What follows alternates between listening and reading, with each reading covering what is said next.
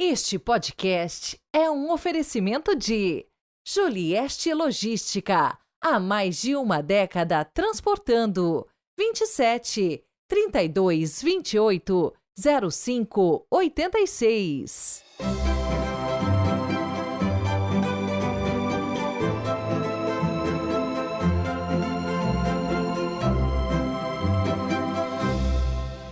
Terceiro domingo do tempo comum, 21 de janeiro de 2024.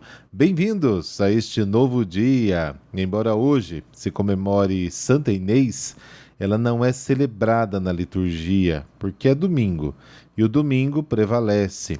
Mas, no final desse podcast, vamos, como de costume, contar um pouco a sua interessante história. O super abraço de hoje vai para o Márcio Bernardo, ouvinte de Recife, Pernambuco. Eu tenho um irmão, viu, Márcio, que mora aí pertinho, em Vitória de Santo Antão. Um grande abraço para todos os ouvintes do Pernambuco. A narração do evangelho de hoje lembra o chamado de Eliseu por parte de Elias, lá no Antigo Testamento, 1 Reis, capítulo 19, e o de Amós, no capítulo 7. Iniciemos com a oração do dia.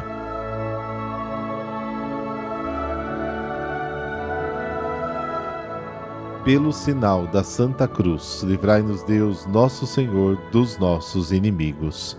Deus eterno e todo-poderoso, dirigi a nossa vida segundo o vosso amor, para que possamos, em nome do vosso Filho, frutificar em boas obras. Amém.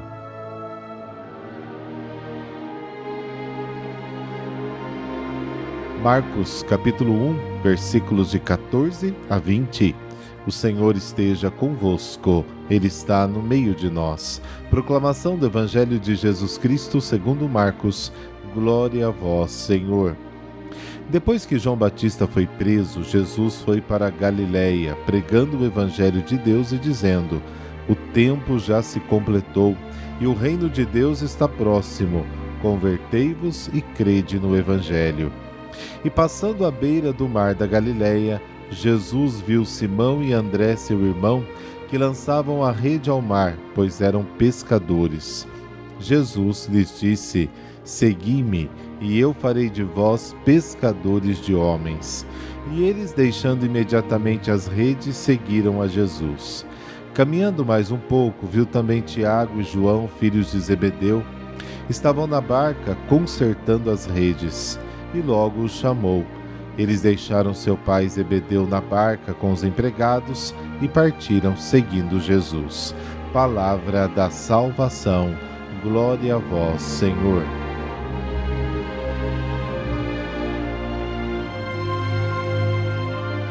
João Batista introduziu Jesus na história do seu tempo e depois desapareceu rapidamente de cena. Este é o destino de todos os profetas. João desaparece para dar lugar a alguém mais forte do que ele.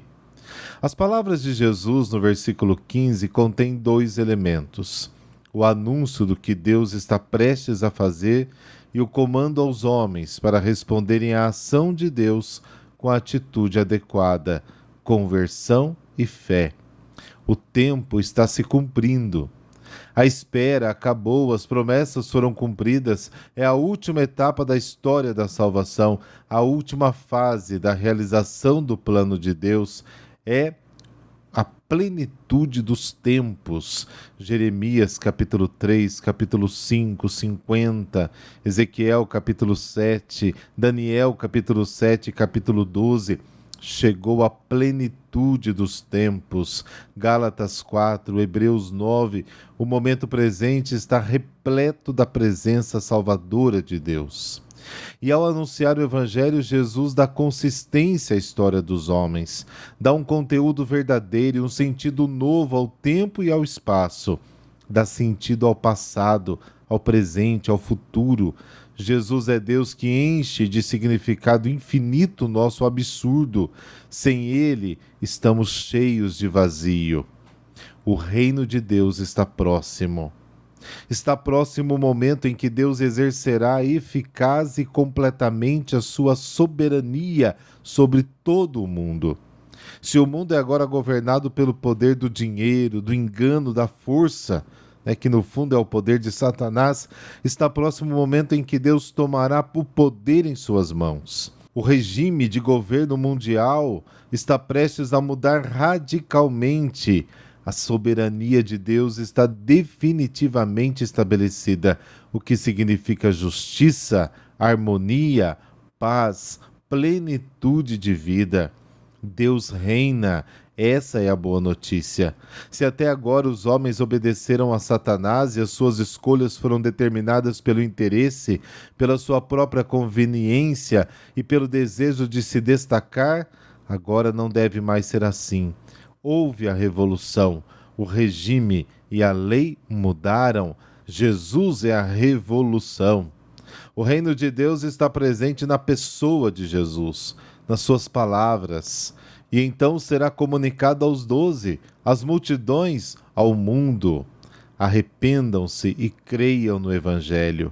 A conversão é uma mudança radical, uma verdadeira inversão, uma passagem do egoísmo ao amor, da defesa dos próprios interesses à solidariedade. A atitude interna e a conduta externa devem mudar. Converter-se é voltar-se para Deus numa atitude de obediência e acolher com alegria sua soberania. Se a soberania de Satanás era opressiva, a vontade de Deus é libertadora. Servir a Deus é reinar. Então aqui está o Evangelho, a possibilidade de experimentar com alegria a soberania de Deus sobre a própria vida. A história do chamado dos primeiros 4 discípulos pretende ser um exemplo concreto de conversão. Não a conversão proposta aos especialistas do reino de Deus, mas simplesmente a conversão necessária para ser cristão. E a iniciativa é de Jesus. A vida cristã não é tanto uma escolha nossa, mas uma resposta ao seu apelo. O apelo de Cristo tem um tom de urgência, é um momento favorável, não há tempo a perder, é a grande oportunidade. O apelo de Jesus exige um desapego radical, abandonar as riquezas, o egoísmo deste mundo, Marcos capítulo 10, abandonar o caminho do mal, do poder, Marcos capítulo 9, desmantelar aquela ideia de Deus que construímos para defender os nossos privilégios, Marcos capítulo 7, viver na lógica da cruz, Marcos capítulo 8, até reconhecer no rosto desfigurado de um homem crucificado a verdadeira imagem do Deus, na sua figura mais plena, mais bela, Marcos capítulo 15.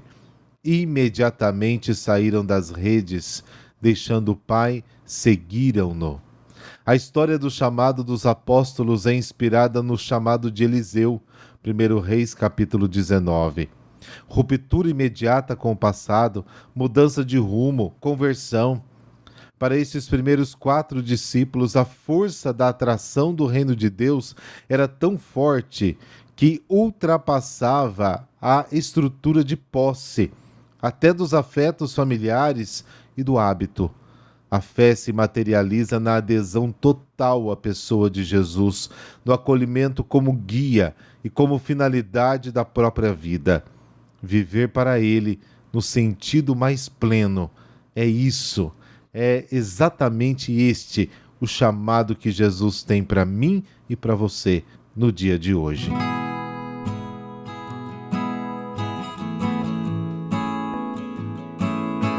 Santa Inês. Ela nasceu numa nobre família romana que deveria ser cristã, porque desde cedo ela, por amor a Cristo, escolheu Jesus por esposo e a ele se consagrou e consagrou ainda a sua virgindade. Porém, já aos 13 anos era muito atraente e com essa idade recebeu pedidos de casamento de vários pagãos, incluindo o filho do prefeito de Roma. Recusou, dizendo que era esposa de Cristo e, por isso, acusada, porque estava em pleno desenvolvimento nessa época, a perseguição de Diocleciano aos cristãos. Bom, diante do juiz, que tentou convencê-la à apostasia, né, que é a negação da fé, primeiro por persuasão, depois com a ameaça de tortura e morte, respondeu que Cristo velava pela sua pureza e que não conseguiriam profanar o seu corpo. Foi arrastada para a frente de um ídolo para que lhe oferecesse incenso, que ela não fez. Então a levaram para um prostíbulo, mas nenhum homem ousou se aproximar dela. Então se ordenou-se por fim o seu martírio, por decapitação, no dia 21 de janeiro do ano 304. Neste dia da sua festa são abençoados 2 cordeirinhos na Basílica Romana, que leva o seu nome como símbolos da inocência, e da lã deles são confeccionados os palhos que o Papa dá aos arcebispos. Então depois você dá uma olhadinha aí na internet para você ver, né, o que é o palio de um arcebispo. É uma espécie de colar de lã, né, que ele coloca nos seus ombros. O nome Inês tem origem numa palavra grega que significa casta, um sinal profético da sua vida de pudor e pureza. A virgindade não era valorizada no mundo pagão, né, mas é uma das mais altas virtudes dos que seguem a Cristo, seja na vida consagrada, seja na espera do sacramento do matrimônio. Por sua firmeza, Inês teve o privilégio de, com outras santas mulheres, ter seu nome citado no cânon da missa, numa clara exaltação da Igreja à excelência e predileção de Deus por esta virtude. A própria Mãe de Deus é a sempre Virgem Maria. Cristo deu seu exemplo pessoal de castidade. Essencial para nossos dias é a preparação das crianças e jovens neste sentido, porque um dos pecados atuais que mais tornam caótica a sociedade é a sensualidade exacerbada e corrompida, conforme diversas manifestações sobrenaturais a muitos videntes.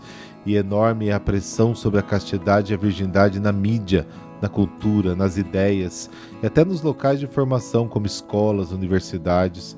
Que os pais estejam atentos à pureza dos seus filhos, pela qual também são responsáveis e pelo que deverão prestar contas a Deus. Mas é impressionante aqui meu testemunho de padre, que atendo muitas confissões de jovens, como eles têm buscado a santidade também nessa parte da sexualidade. Deus de pureza, concedei-nos desposar a inocência e a castidade do corpo e da alma, a exemplo e pela intercessão de Santa Inês, para que possamos manter a juventude de espírito necessária às bodas definitivas com a vossa santidade na vida da Trindade eterna. Amém. Por intercessão de Santa Inês, dessa bênção de Deus que é todo-poderoso, Pai, Filho, Espírito Santo. Amém. Um excelente domingo para você e para toda a sua família. Amanhã a gente se fala.